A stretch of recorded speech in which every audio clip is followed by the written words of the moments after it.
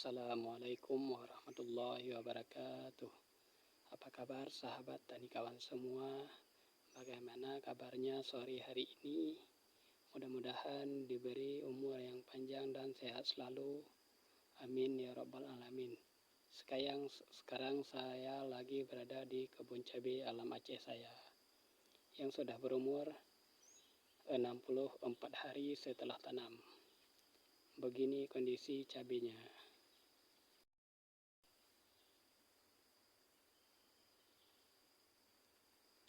Buahnya pun udah mulai banyak yang bermunculan dan bunga-bunganya pun sudah mulai banyak.